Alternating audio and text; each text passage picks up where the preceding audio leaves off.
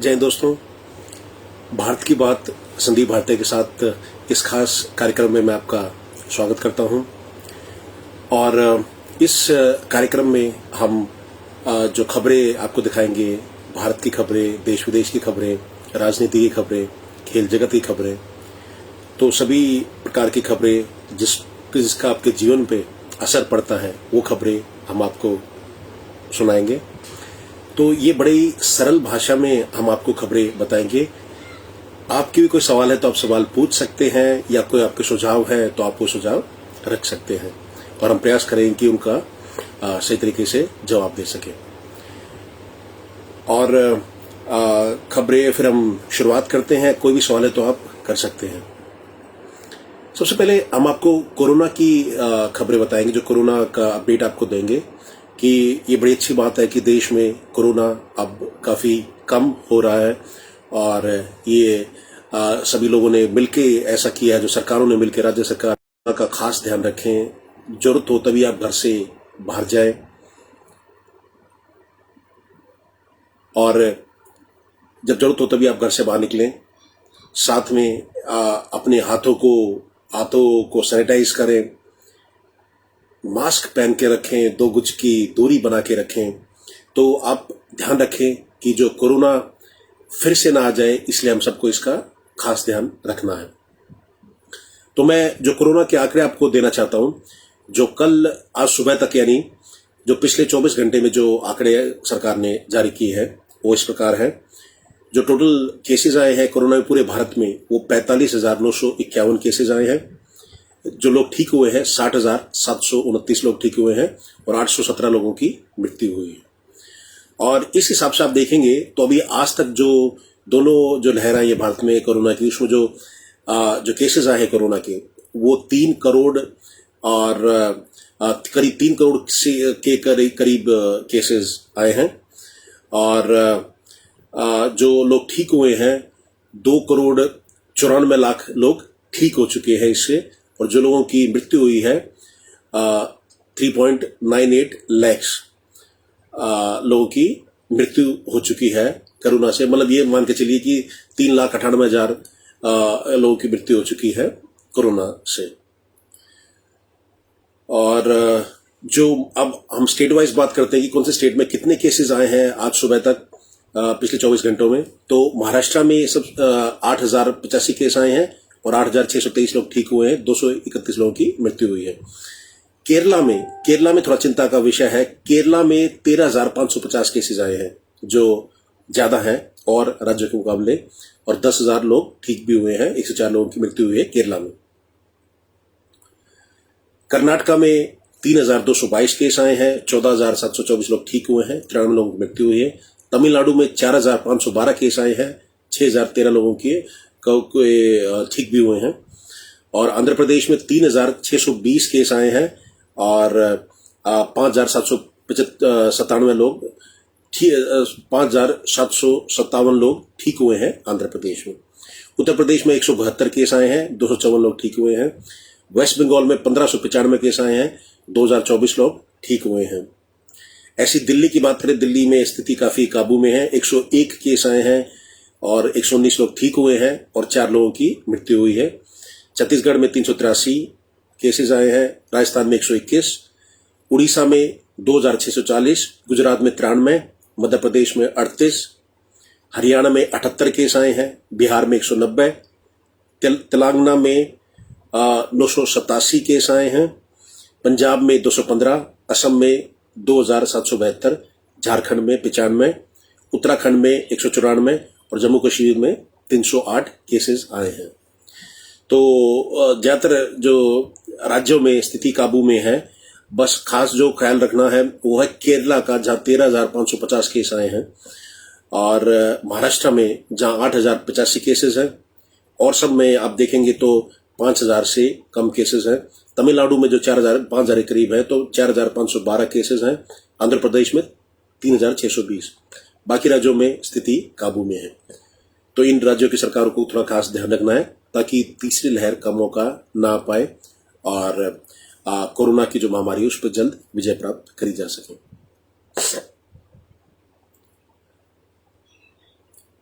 अब मैं और जो खबरें आपको बताना चाहता हूं, जो शुभेंदु अधिकारी हैं जो बंगाल में, उनका उनका उन्होंने दावा किया है कि ममता बनर्जी किराए पर लेने जा रही हैं एयरक्राफ्ट और सरकारी खर्चे पर 2024 की तैयारी कर रही हैं दीदी। तो ऐसा शुभेंदु अधिकारी जो भारतीय जनता पार्टी में हैं, जो पहले टीएमसी में थे, लेकिन जो चुनाव हुए थे अभी बंगाल में तो वो भारतीय जनता पार्टी में शामिल हो गए थे और नंदीग्राम में उन्होंने दीदी को शिकस्त दी थी, वहां ये जीते थे और करीब 1800 वोट से ये जीते थे। तो अब ममता बनर्जी को 6 महीने के अंदर किसी दूसरी जगह से चुनाव लड़ना पड़ेगा और वहां ये जीतेंगी, तब फिर ये अभी मुख्यमंत्री हैं बंगाल की, तीसरी बार लगातार जीती हैं ममता बनर्जी। लेकिन 6 महीने के अंदर इनको किसी और जो शहर में, किसी में सिटी में जीतना पड़ेगा ममता बनर्जी को, ताकि इनकी जो सीएम की कुर्सी रह सके। तो शुभेंदु अधिकारी जो बीजेपी को करीब 78 सीट मिली थी, तो उनका दावा है कि ममता बनर्जी किराए पर लेने जा रही हैं एयरक्राफ्ट और सरकारी खर्चे पर 2024 की तैयारी कर रही हैं दीदी। तो ये कह रहे कहीं ना कहीं मुख्यमंत्री की जो प्रधानमंत्री की दावेदार अब हो सकती है कि जो विपक्ष के जो सारे जो दल है वो मिलके बीजेपी के अगेंस्ट खड़े होंगे, ऐसे कयास लगाए जा रहे हैं। शरद पवार के यहाँ भी मीटिंग हुई थी पीछे, तो शरद पवार भी जो चाणक्य है, आप कहेंगे कि वो पूरा पार्टी को मिलाना चाह रहे हैं। प्रशांत किशोर हैं जो चुनाव में जिन्होंने ममता बनर्जी की मदद करी थी, तो वो भी कहीं ना कहीं शरद पवार के साथ मिले थे और ये चाहते हैं कि बीजेपी के अगेंस्ट खड़े हों ताकि 2024 में विजय मिल सके। और भारत सरकार ने ये कहा है कि भाई भविष्य की संभावित महामारियों को ध्यान में रखते हुए WHO में बड़े सुधारों की तत्काल आवश्यकता है, ऐसा भारत सरकार का कहना है। और केंद्रीय स्वास्थ्य मंत्री हर्षवर्धन है जो अध्यक्ष भी थे WHO को पहले, अभी वो इस पिछले महीने वो अध्यक्ष पद 1 साल को पूरा हो गया था। तो उन्होंने कहा कि केंद्रीय स्वास्थ्य मंत्री हर्षवर्धन ने बुधवार को कहा कि भारत का मानना है कि भविष्य की संभावित महामारियों के खिलाफ समय से तथा प्रभावी कदम सुनिश्चित करने के लिए विश्व स्वास्थ्य संगठन WHO में व्यापक सुधारों की तत्काल आवश्यकता है, ऐसा हर्षवर्धन का कहना है। और हर्षवर्धन ने शंघाई सहयोग संगठन देशों के स्वास्थ्य मंत्रियों की बैठक को वीडियो कॉन्फ्रेंस के जरिए संबोधित करते हुए कहा कि कोविड-19 महामारी से उत्पन्न वैश्विक संकट वायरस के लगातार विकसित होने वाले नए स्वरूपों से और गहरा हो गया है और उन्होंने इससे मुकाबला करने के लिए स्वास्थ्य के विभिन्न पहलुओं के संबंध में देशों के बीच अधिक सहयोग की आवश्यकता को रेखांकित किया है। तो ऐसा हर्षवर्धन जी जो स्वास्थ्य मंत्री भारत के, उनका कहना है। आपके कोई सवाल है तो आप पूछ सकते हैं, या आपकी कोई सुझाव है तो आप वो सुझाव रख सकते हैं। और एक खबर आज जो आई है, ये जो बॉर्डर पे, गाजीपुर बॉर्डर पे जो किसानों के बीच में और जो बीजेपी के नेता, जो बीजेपी के लोग हैं उनके बीच में झड़प हुई है आज गाजीपुर बॉर्डर के ऊपर। तो उसके बारे में हम आपको अपडेट देते हैं। उसमें जो खट्टर है सीएम जो हरियाणा के, तो उन्होंने कहा कि हम संयम बरत रहे हैं लेकिन सीमा ना लांगे किसान, ऐसा मनोहर लाल खट्टर ने कहा है। और आज हुआ क्या कि दोनों जो गुटों में लड़ाई हुई, जो किसान जो वहां बैठे हुए हैं गाजीपुर पे और जो बीजेपी के नेता आए थे, तो बीजेपी के जो लोगों ने अपने नेता का स्वागत करने के लिए वहां जो किसानों की जो साइट है वहां ये आए थे, तो वहां इनके आपस में झड़प होती, किसानों ने काले झंडे दिखा दिए, तो उसी बात पे फिर इनकी झड़प हुई। फिर बाद में किसान कहते हैं कि भाई इन्होंने गाली गलौज किया है बीजेपी के लोगों ने, और ये जो मंच को पे कब्जा करने की कोशिश कर रहे थे, तो ये टिकैत ने कहा है फिर बाद में।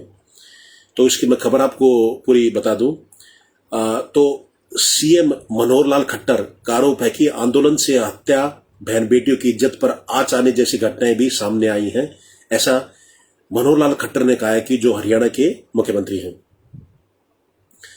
और दिल्ली की अलग अलग सीमाओं पर किसान कानूनों के खिलाफ प्रदर्शन कर रहे किसानों से हरियाणा के सीएम मनोहर लाल खट्टर ने अपील की है। खट्टर कहना है कि प्रदर्शनकारी किसान शब्द की मर्यादा को नुकसान पहुंचा रहे हैं और अलोकतांत्रिक तरीके से व्यवहार कर रहे हैं।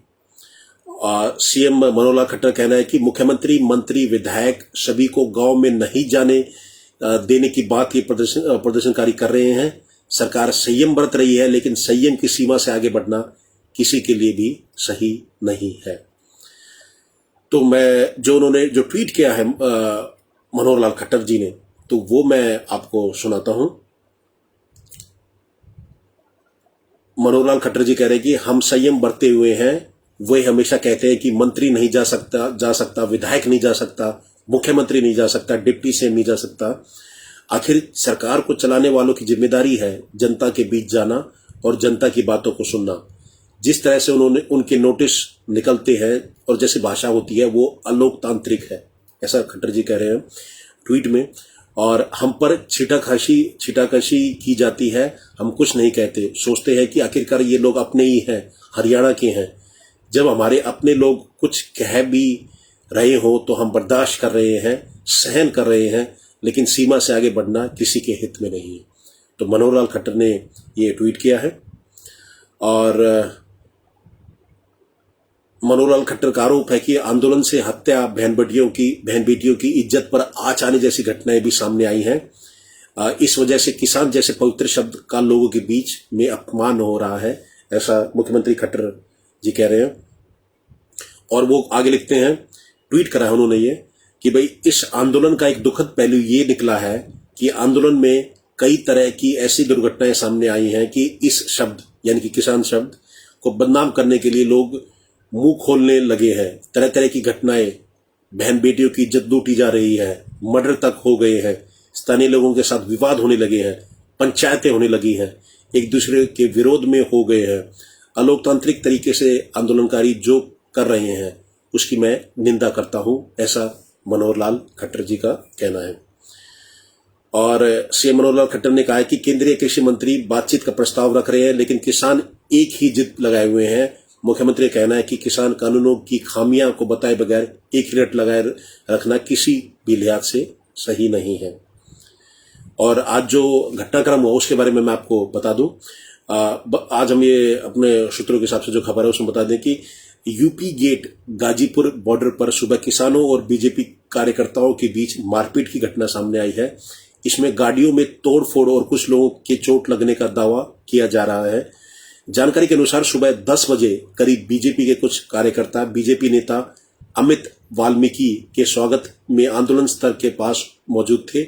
ढोल नगाड़े बजाकर उनका स्वागत किया जा रहा था। इसी दौरान किसानों ने भी इसी बात पर आपत्ति जताई और उनको काले झंडे दिखाना शुरू कर दिए। देखते ही देखते दोनों गुटों के बीच मारपीट शुरू हो गई और बीजेपी एक कार्यकर्ता ने कहा, हम अपने नेता का स्वागत कर रहे थे और टिकैत अपने साथियों के साथ आया।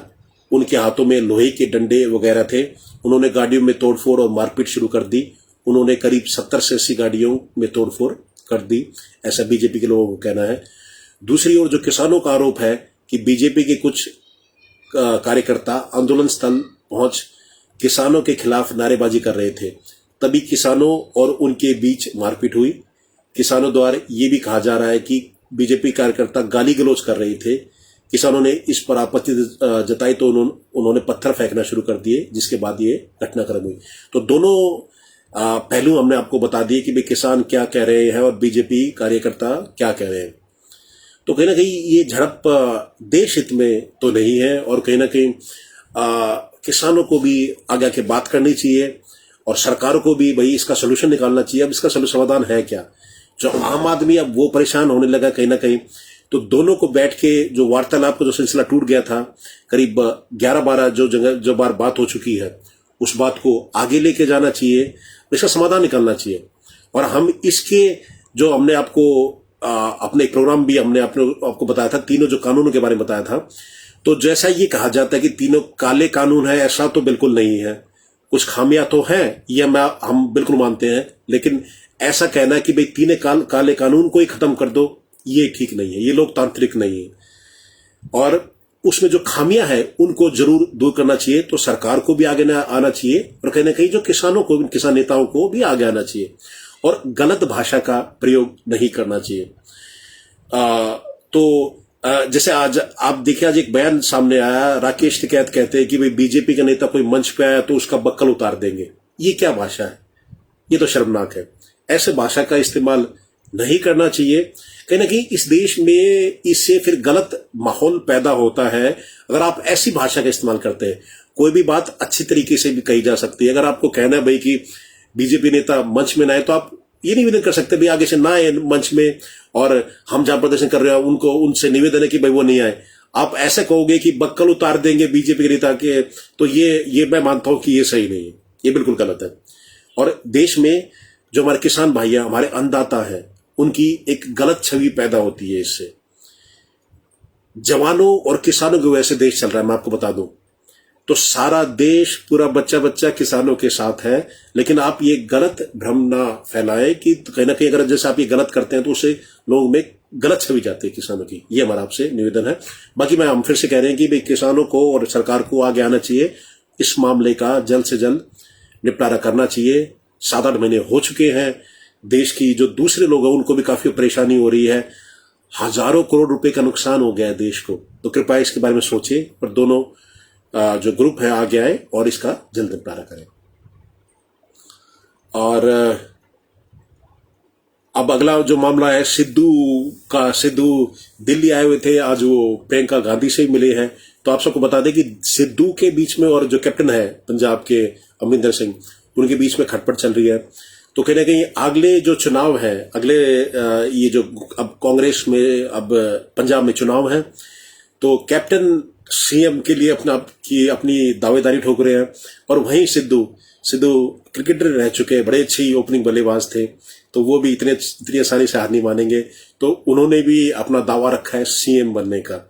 तो वो कहने की दबाव बना रहे हैं वो भी कांग्रेस पार्टी पर कि भाई उनको या तो उनको वो जो चेहरा है वो आगे लाए अगले जो चुनाव होंगे जो कांग्रेस पार्टी है। तो कहीं ना कहीं दबाव ये बना रहे हैं ये, और बार बार ये दिल्ली आते हैं, राहुल गांधी से मिलते हैं, प्रियंका गांधी से मिलते हैं।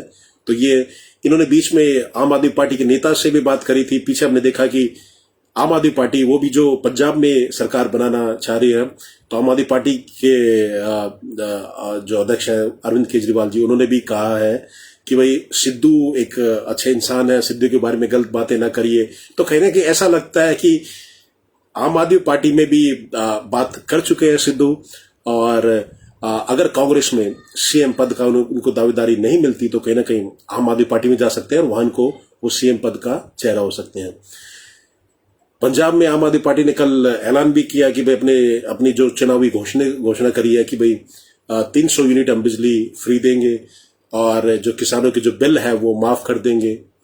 तो काफी सारी घोषणाएं हैं। और तो उन्होंने कहा कि जैसे दिल्ली में हमने 200 यूनिट जो बिजली फ्री करी है, ऐसी हम 300 यूनिट फ्री करेंगे पंजाब में अगर हमारी पार्टी आती है। तो आप अगर इसमें हमारी राय पूछें तो ये सही नहीं है, देश के लिए अगर ये बात सही नहीं है। अब आप एक बात है ये कि अगर जैसे दिल्ली में आपने 200 यूनिट फ्री करी, पंजाब में आपने 300 यूनिट करी, अब आगे अब यूपी में चुनाव लड़ोगे तो 400 यूनिट फ्री करोगे, आप फिर गुजरात जाओगे तो फिर 500 यूनिट फ्री करोगे क्या? ये चीज ठीक नहीं है, आप कृपया समझिए। और ये जो आप फ्री करते हैं, ये देश के जो लोग टैक्स देते हैं उन्हीं का तो पैसा है। ये हमारे देश में मुश्किल से 6% लोग टैक्स देते हैं, तो कहने को उनका पैसा लगता है। तो ये जो फ्री की राजनीति चाहे आम आदमी पार्टी करे या कोई भी पार्टी करे, ये बिल्कुल गलत है, ये नहीं होनी चाहिए।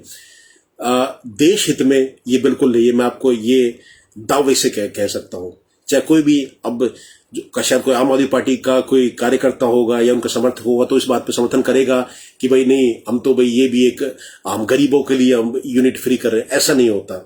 कहीं ना कहीं इस पे फिर जो लोगों दूसरे लोगों पे कहीं ना कहीं मार पड़ती है, और कृपया ऐसी राजनीति ना करें।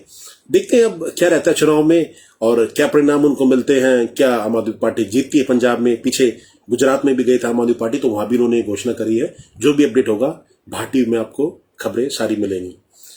लेकिन जो देश हित के लिए मैं आपको बात बता दूं, हम तो उसके हिसाब से बात करते हैं। चाहे कोई भी पार्टी हो, गलत करेगी हम सीधा आपको बताएंगे उस मामले में। तो देश हित में ये नहीं है कि फ्री की जो चीजें दें और उसमें फिर आप सत्ता में जीत के आए। उसी की मैं आपको बात करूंगा कि अब ऐसी एक राजनीति यूपी में भी हो रही है। राजभार जो एक दल है, ओम प्रकाश राजभार है, इनके अध्यक्ष हैं। ओवैसी से वो मिल गए, एआईएमएम के जो अध्यक्ष है ओवैसी, उनसे वो मिल गए हैं। अब ये नया फॉर्मूला एक लेके आए हैं। ये क्या कह रहे हैं कि भाई हम एक नई राजनीति लेके आए हैं, 5 साल में 5 मुख्यमंत्री होंगे। तो हम 5 जो दलों को समूह को हम 5 साल में 5 मुख्यमंत्री देंगे, मतलब उनके 5 मुख्यमंत्री होंगे यूपी में अगर हम जीतते हैं तो, और 20 डिप्टी सीएम होंगे। तो आप ये बताइए, हर साल एक सीएम बदलना, 4 डिप्टी सीएम बदलने, अगले साल फिर से अगला सीएम और 4 डिप्टी सीएम, तो 20 डिप्टी सीएम 5 साल में, 5 मुख्यमंत्री, ये कहां तक सही है?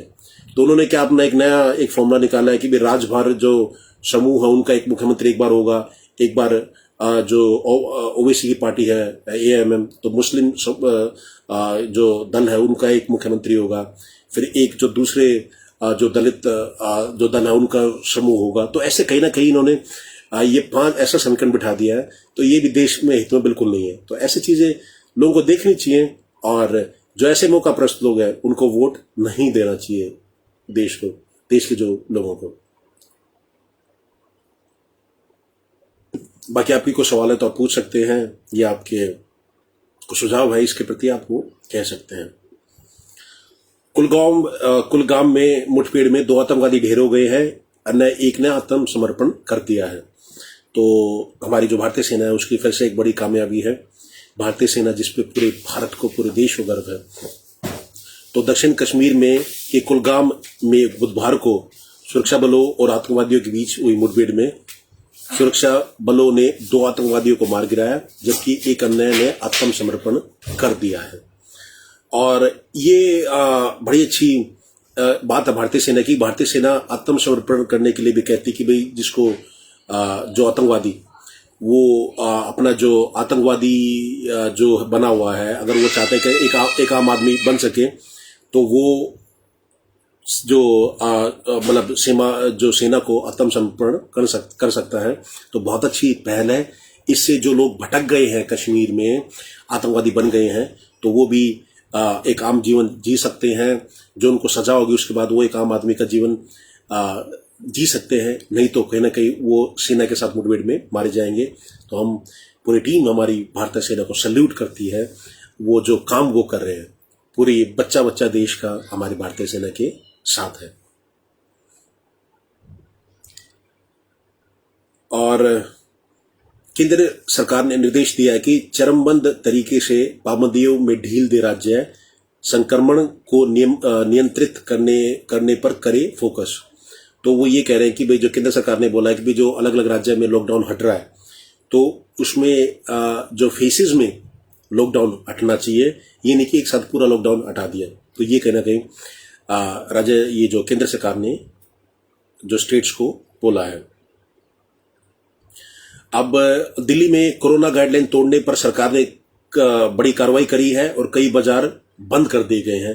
तो दिल्ली सरकार ने देखा भी कि इससे कोरोना फैल सकता है, यहाँ पे काफी लोग इकट्ठा हो गए, तो कई जगह उन्होंने कार्रवाई करी है और जो बाजारों को बंद कर दिया गया है। क्योंकि कहीं ना कहीं दिल्ली में 100 से नीचे केसेस अभी आ रहे हैं, लेकिन हो सकता है कि आगे अगर तीसरी लहर अगर आई तो ये बड़ा नुकसानदायक हो जाएगा। इसीलिए सरकार पहले से कदम उठा रही है और सरकार चाह रही है कि तीसरी जो लहर ना आए, इसीलिए सरकार कदम उठा रही है। और जो बाजार में जहां भीड़ हो रही है दिल्ली में, उनको बंद कर दिया गया है। तो ये बड़ा अच्छा कदम है सरकार का, दिल्ली सरकार की हम इसमें सराहना करते हैं। और कोविड से हुए मौतों पर मुआवजे को लेकर राहुल गांधी का मोदी सरकार पे हमला किया है। तो मोदी सरकार पे कहीं ना कहीं हमला किया है राहुल गांधी ने। जो मुआवजा जो मिलना था, तो उसके अगर हम बात करें तो उसका थोड़ा सा मैं आपको डिटेल और बता दूं। कांग्रेस नेता राहुल गांधी ने एक बार फिर केंद्र की नरेंद्र मोदी सरकार पर हमला बोला है। उन्होंने सुप्रीम कोर्ट के उस आदेश की खबर को सोशल मीडिया में शेयर करते हुए मोदी सरकार पर हमला बोला है कि जिसमें सुप्रीम कोर्ट ने कोविड-19 महामारी से जान गंवाने वाले परिजनों को मुआवजा देने की बात कही है। राहुल गांधी ने ये खबर शेयर करते हुए ट्विटर पर लिखा है कि सुप्रीम कोर्ट ने मोदी सरकार को गलती सुधारने का एक और मौका दिया है। और कम से कम अब केंद्र सरकार को कोविड से जान गंवाने वालों के परिजनों को मुआवजा की सही राशि तय करके देनी चाहिए, ऐसा राहुल गांधी ने कहा है। और जो ट्वीट किया उन्होंने ये लिखा कि एससी ने यानी कि सुप्रीम कोर्ट ने मोदी सरकार को गलती सुधारने का मौका दिया है। कम से कम अब सरकार को मुआवजे की सही राशि तय करके पीड़ितों को राहत देनी चाहिए। ये राहुल गांधी ने अपने जो ट्विटर से ट्वीट किया है। और अगर कोरोना की आप बात करें तो कहीं ना कहीं भारत सरकार ने बहुत ही अच्छा काम करा है। आप ये देख सकते हैं कि जो देश में करीब 34 करोड़ लोगों को करीब वैक्सीन लग चुकी है और पूरी दुनिया में ये सबसे अधिक है। अब भारत ने इस मामले में अमेरिका को भी पछाड़ दिया है वैक्सीनेशन के मामले में।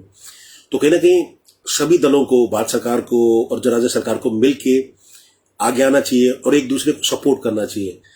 जब हम जो राज्य है वो बुराई करते हैं सरकार की, बुराई करना तो आलोचना करना ठीक बात है, कोई दिक्कत नहीं उसमें, लेकिन आप इस हद तक अगर जैसे आप आलोचना करते हैं कि कई देश के बाहर अगर देश की बुराई करते हैं तो हमारा ये मानना है कि वो बिल्कुल ठीक नहीं है।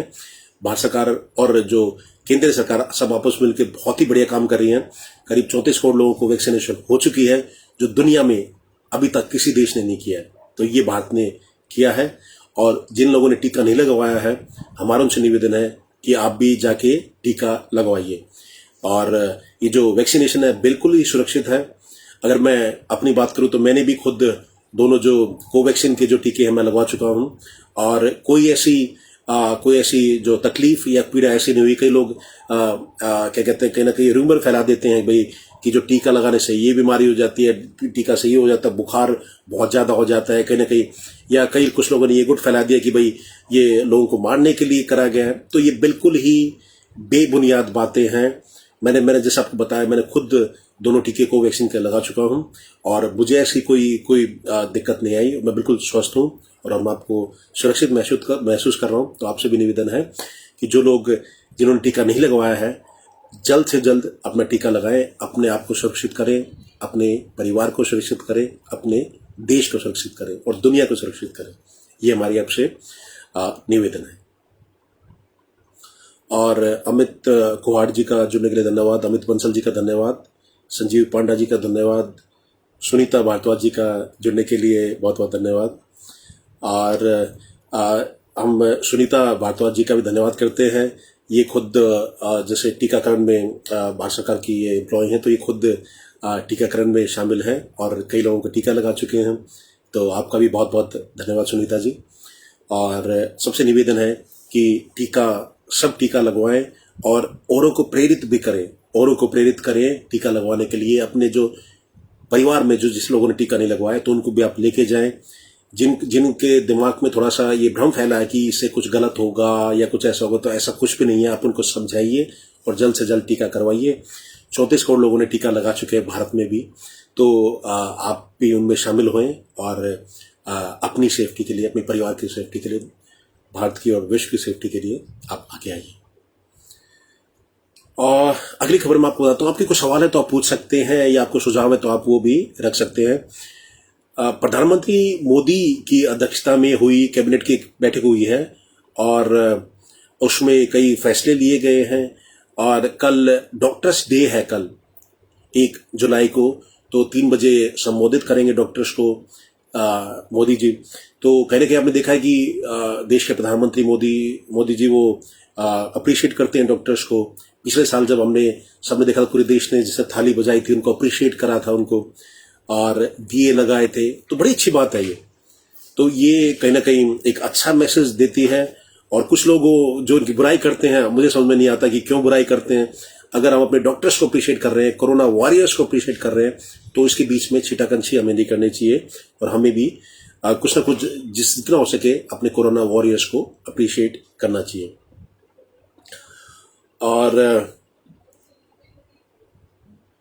जो मोदी जी की जो बैठक हुई है उसकी खबर मैं आपको देता हूं कि प्रधानमंत्री नरेंद्र मोदी की अध्यक्षता में केंद्रीय मंत्रिमंडल की बैठक हुई है। मंत्रिमंडल में लिए गए निर्णय के बारे में केंद्रीय मंत्री प्रकाश जावड़ेकर, रविशंकर प्रसाद और आर.के. सिंह ने प्रेस कॉन्फ्रेंस पर जानकारी दी। केंद्रीय मंत्री प्रकाश जावड़ेकर ने कहा कि वित्त मंत्री निर्मला सीतारमण ने 2 दिन पहले एक बड़ा निर्णय घोषित किया था कि जिनको कोविड के चलते दिक्कतों का सामना करना पड़ रहा है, उन्होंने ऐसे सभी क्षेत्रों को 6,28,000 करोड़ रुपए की मदद का खाका बताया है। कैबिनेट ने आज उसे मंजूरी दे दी है। तो जो निर्मला सीतारमण जी ने कहा था कि भाई क्या कहते हैं, कोविड के चलते दिक्कतों का सामना करना पड़ रहा है जहां जहां, तो उन सभी क्षेत्रों को 6,28,000 करोड़ रुपए की मदद के बारे में इन्होंने ये बात कही है। और वहीं कैबिनेट भारत नेट को वहीं देश के 16 राज्यों में 29,432 करोड़ रुपए के कुल खर्च को भी मंजूरी दे दी गई है। तो काफी सारी घोषणाएं करी गई हैं इस बैठक में। बाकी इसका जो आगे अपडेट होगा हम आपको अपडेट देते रहेंगे। तो ये बहुत सारी खबरें थी और मैं आपको और खबर मैं आपको देना चाहता हूं। तो जनवरी जो आधार पूनावाला है, उन्होंने कहा कि भाई जनवरी फरवरी के बीच 6 करोड़ वैक्सीन डोज का किया निर्यात। तो ये आधार पूनावाला कोविशील्ड के ये जो निर्माता है, इनकी कंपनी जो बनाती है आधार पूनावाला, तो वो कह रहे हैं कि भाई वो निर्यात करीब जनवरी फरवरी के बीच में 6 करोड़ वैक्सीन डोज का निर्यात किया गया था। और मैं कुछ आपको खबरें बताना चाहता हूं, जो अंतर्राष्ट्रीय खबरें कुछ है वो आपको सुनाना चाहता हूं। आप भी कोई सवाल है तो आप पूछ सकते हैं, कोई सुझाव है तो आप वो रख सकते हैं।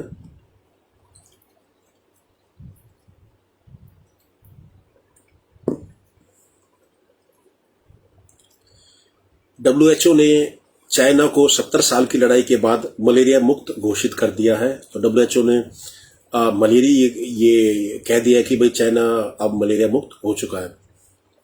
कहीं ना कहीं WHO का भी चीन से अच्छा रिश्ता रहता है, क्योंकि आप जैसे आप सबको पता है कि जो वुहान से जो वायरस निकला था कोरोना, जिसने पूरी दुनिया में तबाही मचाई, तो WHO ने उस पर सही तरीके से जांच नहीं करी और आज तक ये प्रूव नहीं कर पाए कि भाई वो चाइना से ही निकला है। जैसे हर एक कंट्री ने, जैसे अमेरिका ने, ऑस्ट्रेलिया ने, सबने कहा कि भाई ये वुहान से ही निकला है, लेकिन WHO ने इसमें अपना समर्थन नहीं दिखाया। तो अब WHO ने चाइना को 70 साल की लड़ाई के बाद मलेरिया मुक्त घोषित कर दिया है। ये एक खबर है। और आर्थिक तंगी से जूझ रहे पाकिस्तान को विश्व बैंक का सहारा मिला है और 80 करोड़ डॉलर का ऋण मंजूर हो गया है पाकिस्तान का। जो पाकिस्तान जहां मंदी का दौर है, तो वह उसको 80 करोड़ डॉलर का ऋण दे दिया है जो विश्व बैंक ने। और उत्तर कोरिया में बेकाबू हुआ कोरोना, अधिकारियों पर फूटा तानाशाह किम जोंग उन का गुस्सा। तो उत्तर कोरिया में अब पहले इन्होंने छुपा दिया था कि भाई कोई केसेस है ही नहीं उत्तर कोरिया में कोरोना के, लेकिन अब काफी केसेस आ रहे हैं। तो इसलिए जो तानाशाह है किम जोंग उन, तो उनका उन्होंने गुस्सा कराया जो अधिकारी पे वहां पे। और पुतिन जो रशिया के जो प्रधानमंत्री हैं पुतिन, राष्ट्रपति हैं पुतिन, तो उनका दावा किया कि काला सागर की वारदात में अमेरिका विमान भी सम्मिलित था। ब्रिटेन ने घटना को नकारा है। तो उन्होंने कहा कि भाई जो काला सागर की जो वारदात हुई थी उसमें कहीं ना कहीं अमेरिका भी शामिल था, ऐसा पुतिन का कहना है, जो रशिया के राष्ट्रपति हैं। और चाइना की जो कम्युनिस्ट पार्टी है उसकी स्थापना की 100वीं सालगिरह है, 100 साल पूरे हो चुके हैं और पूरे चीन में राष्ट्रीय उत्सव का माहौल है। तो एक हफ्ते से वहां उत्सव मनाया जा रहा है पूरे चाइना में। जो कम्युनिस्ट पार्टी है चाइना की, तो उसको 100 साल पूरे हो चुके हैं और 1949 से ये पार्टी सत्ता में भी है। और ये जो सरकार है इनकी, जो कम्युनिस्ट पार्टी की सरकार है, तो ये क्या होता है कि जो शी जिनपिंग जो अभी उनके राष्ट्रपति हैं, तो इसमें जो कम्युनिस्ट पार्टी जो कहती है जिसे, तो वहां के लोग उनको करना पड़ता है, उनके सरकार के खिलाफ कोई नहीं जा सकता। अलीबाबा के जो फाउंडर थे जैक मा, आपने उनका उदाहरण देखा होगा कि पिछले अक्टूबर में उनका एक बयान आया था, तो सरकार की, जो चाइना की सरकार की उन्होंने जो नीतियां थी उसकी बुराई करी थी, तो उनको कहीं ना कहीं नजरबंद कर दिया गया था। उनके बाद उनको कोई अता पता नहीं, उनका कोई बयान नहीं आया। तो ये ऐसा चाइना में होता है, अगर आप सरकार के खिलाफ बोलेंगे तो कड़े कदम आपके खिलाफ लिया जाते हैं और कई जगह कई बार मार भी दिया जाता है। और बोलने की आज़ादी बिल्कुल नहीं है। हमारे भारत में खैर उल्टा है, यहाँ तो कुछ भी आप बोल सकते हैं। यहाँ कोई मुख्यमंत्री को गाली देता है, कोई प्रधानमंत्री को गाली देता है, जो कि शर्मनाक है। ऐसा नहीं करना चाहिए और एक मर्यादा होनी चाहिए। ये जो लोग चुन के आए हैं, जो मुख्यमंत्री है, जो प्रधानमंत्री हैं, तो सभी से एक मर्यादा, एक सीमा होती है, लेकिन यहाँ सीमा को लांघ दिया जाता है, जो बेहद ही शर्मनाक है। एक जो लोग, जनता ने जिनको चुना है, तो उसको कहीं ना कहीं हमें एक रिस्पेक्ट देनी चाहिए। जैसे मोदी जी हैं हमारे देश के प्रधानमंत्री, अब देखिए लोग सोशल मीडिया पे गाली दे रहे हैं, क्या क्या कहते हैं, आपको पता ही है सब कुछ। तो लेकिन ये बहुत ही शर्मनाक है। देश के प्रधानमंत्री को ऐसा नहीं बोलना, उसके खिलाफ, इनके खिलाफ ऐसा नहीं बोलना चाहिए, बहुत ही शर्मनाक है। और मैं साथ में ये भी कहना चाहता हूँ कि जो मुख्यमंत्री हैं, हमें उनको भी गाली नहीं देनी चाहिए, चाहे वो ममता बनर्जी हुई, या दिल्ली के मुख्यमंत्री केजरीवाल हुए, या मनोहर लाल खट्टर हुए, तो कोई भी मुख्यमंत्री हो, उनसे भी रिस्पेक्ट की बात करनी चाहिए। लेकिन लोग मर्यादा लांघ जाते हैं और गालियां देने शुरू हो जाते हैं, जो बहुत ही शर्मनाक है। इस पे हमारी निवेदन है कि सभी लोगों को ध्यान से संयम बरतना चाहिए और गाली गलौज नहीं करना चाहिए।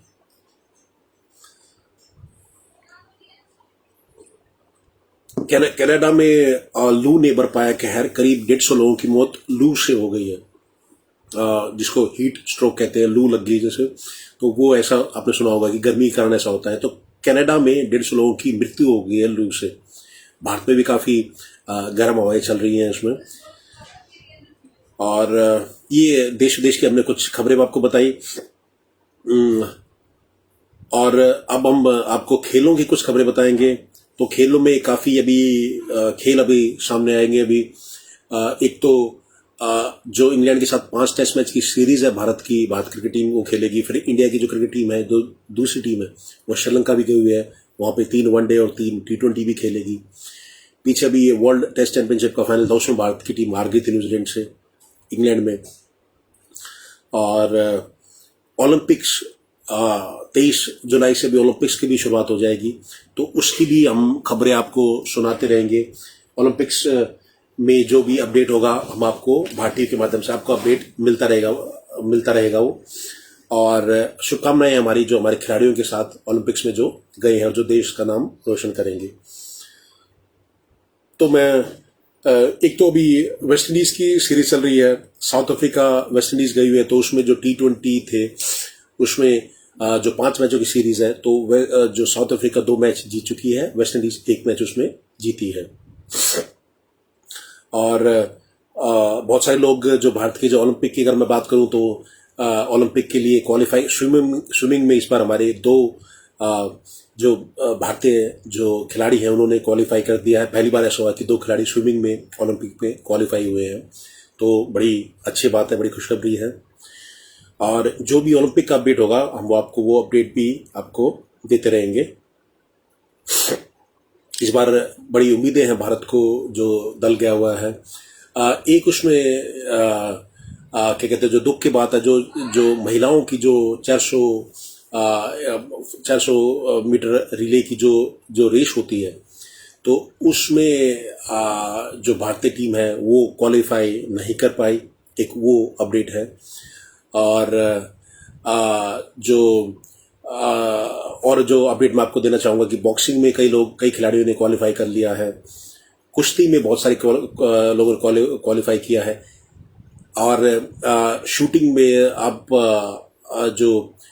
शूटिंग में बात करें, उसमें मनु बाकर है, जो भारत की 19 वर्षीय खिलाड़ी है, उन्होंने क्वालिफाई किया है। उन्होंने अपना जो सोशल मीडिया का अकाउंट है वो बंद कर दिया है। ये देखिए, ये लगन होती है जो देश आजकल के जो खिलाड़ी है, समर्पण ये होता है। उसने बोल दिया है, मनु बाकर ने, कि भाई 23 जुलाई से स्टार्ट हो रहा है अब ये ओलंपिक्स, तो उससे क्या कहते हैं, इसलिए मैं अब से सोशल मीडिया बंद कर देती हूँ जब तक ओलंपिक खत्म नहीं हो जाते। तो ये डेडिकेशन लेवल होता है कहीं ना कहीं हमारे खिलाड़ियों का। तो कहने की जो आपके भी जो सवाल है, तो सवाल पूछ सकते हैं, या आपके सुझाव हैं तो आप वो सुझाव दे सकते हैं। मैंने आपको खेल की खबरें बताई, अब बॉलीवुड की मैं खबरें भी आपको सुनाना चाहूंगा। नसरुद्दीन शाह अस्पताल में भर्ती है, निमोनिया की शिकायत है उनको, तो वो अस्पताल में भर्ती हो गए नसरुद्दीन शाह। और ट्रेजेडी किंग दिलीप कुमार, वो फिर से अस्पताल में भर्ती हुए हैं, तो पीछे अभी ठीक होके आए थे, वो फिर से उनको तकलीफ हुई है और सांस लेने में तकलीफ है। इसलिए इंदुजा अस्पताल में आईसीयू में भर्ती कराया गया है दिलीप कुमार को। मंदिरा बेदी की एक बड़ी दुखद खबर है कि जो हस्बैंड थे राज कौशल, आज उनकी मृत्यु हो गई। आज सुबह हार्ट अटैक से उनकी मृत्यु हो गई। उनके 2 बच्चे हैं, एक बेटा है एक बेटी है। और मंदिरा बेदी और राज कौशल ने 1999 में शादी करी थी और 2 उनके बच्चे हैं। आज उनके पति की मृत्यु हो गई है, राज कौशल की। तो ये हम श्रद्धांजलि देना चाहते हैं राज कौशल जी को। और थोड़ा सा मैं आपको डिटेल और बता दूं उनके परिवार के बारे में। उनका राज कौशल का कार्डियक अरेस्ट से निधन हो गया है। और इसी जो कार्डियक उनकी जो शादी हुई थी, मैंने आपको बताया जैसे 1999 में शादी हुई थी और एक बेटा है एक बेटी है। तो ये एक हमने आपको खबर दी और हमारी श्रद्धांजलि देते हैं राज कौशल जी को। तो ऐसे हमने आपको हर एक जो फील्ड की हमने आपको खबरें बताई, चाहे वो खेल की हो, राजनीति की हो, देश विदेश की हो, आगे भी ऐसे हम आपको खबरें सुनाते रहेंगे। और आप सबका जुड़ने के लिए बहुत बहुत धन्यवाद। आप अपने सवाल भी पूछ सकते हैं अपने कमेंट्स में और अपने सुझाव भी दे सकते हैं। मैं आप फिर से आप सबका जुड़ने के लिए बहुत बहुत धन्यवाद। मैं संदीप भारतीय इस कार्यक्रम में भारत की बात संदीप भारतीय के साथ मैं आप सबका जुड़ने के लिए धन्यवाद करता हूँ। जय हिंद, जय भारत।